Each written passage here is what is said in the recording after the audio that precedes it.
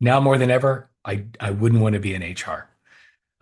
Because I think what we're noticing is that roles are being redesigned, but leaders are still stuck in the old roles that, worse, have an outdated definition of what being a leader really is.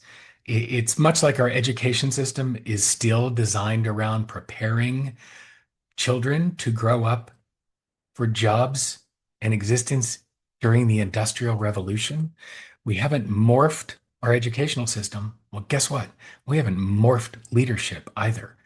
That it requires a redefinition of what leadership is. And I'm afraid that so much of HR is just trying to help people manage and live within the definitions of the roles they came in with.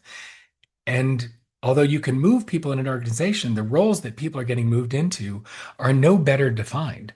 And with things changing as rapidly as they are because of technology in general and AI in specific, leaders are being called upon to live in their roles differently and have the roles defined differently. Well, if our performance and our leadership is being measured against definitions and standards and structures that are outdated because they were written last year, 5 years ago, 10 years ago. My God, if they were written last quarter, how in God's name do we keep up with all of that?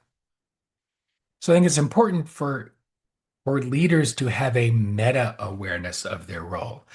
Is the definition of the role that they're currently functioning in still applicable to the role and the demands of the role?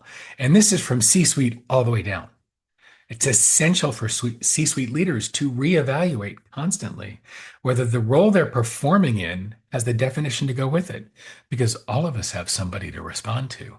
And for the C-suite, it's to the board. And if the board is operating on an outdated definition, your tenure is short, and so will it be for the next person. So I think it's really important for each of us to look at, is the role we're in defined in a way that meets the demands of the role right now? So take a look around. Look at your own role. Look at your team. Are you leading folks with outdated definitions?